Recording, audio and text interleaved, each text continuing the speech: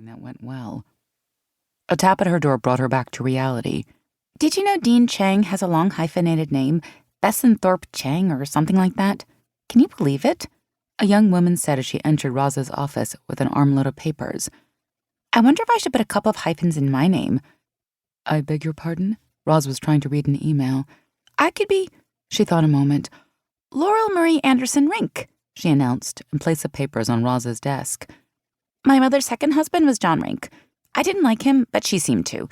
That's why I just use Anderson. But hey, if a hyphen gets me attention, why not?" "You can add that to your resume for your next employer," Roz said without looking up at her. Laurel seemed to read the disapproval on Roz's face as she tried to concentrate and returned to her desk without another word. "Roz, are you in your office?" a male voice called. "Yes, I am," she replied without much interest. She was busy. "There was a call for you. They called twice, no, 3 times, but didn't leave a message."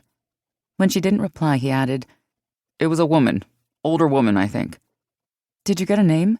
Roz stepped back into her shoes and headed to his desk in the office lobby. She had been nursing a stress-driven headache for 3 hours and didn't feel like playing 20 questions with a graduate student more interested in texting his friends than doing his job. I don't remember. Barbara? Betty? Brenda?" "Rick, the key to answering a phone call is to get a name, a message, and perhaps write it down.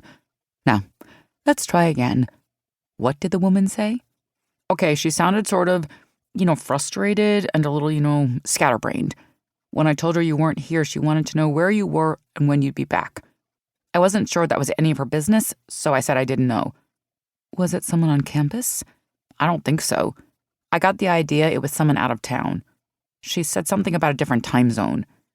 "And you didn't think to ask who it was?" Roz rubbed her fingertips across her forehead at the twinge of pain vying for her attention. "Could it have been Bonnie?" "Bonnie? Yeah, it could have been," he agreed, pleased with himself for the revelation. "Yeah, I'm pretty sure it was Bonnie." "My Aunt Bonnie from Kansas? Do you remember what she wanted?"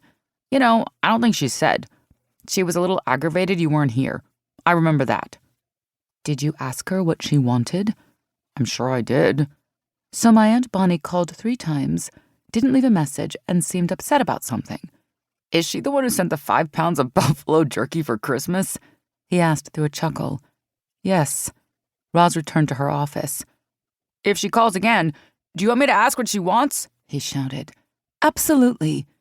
But she was already pressing the contact button on her cell phone. After several rings, the voicemail picked up. "Aunt Bonnie, this is Roz. I'm sorry I missed your call. I was in a meeting. You should have my cell phone number on your phone if you want to call back. I'll be in my office until 6:30 today. That's 5:30 your time. Again, I'm sorry I missed you." Roz was always sorry when she missed one of Bonnie's calls, although sometimes her timing was lousy. The reasons for her call could be anything from world apocalypse to spilt coffee grounds on the carpet. But Roz felt a pang of guilt nonetheless. There was no doubt Bonnie would call back. It was well past 6:30 when Roz shut down her computer and decided to call it a day.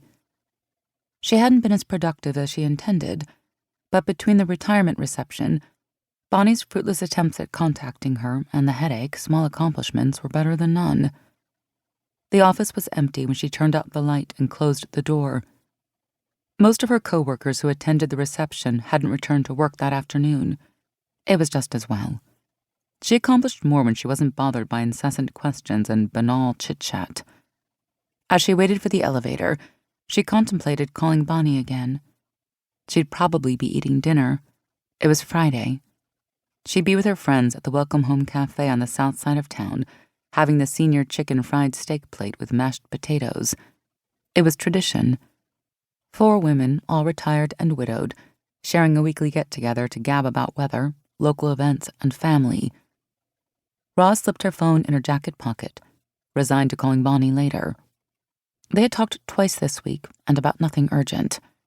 Bonnie had been trying to decide on a new trim color for the front porch, and vacillating between white walls with sage green trim and yellow walls with white trim. Roz didn't know why her approval was needed.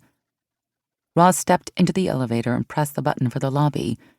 As always, it would be a slow, methodical descent to the ground floor. She normally considered it wasted time, but on stressful days like today,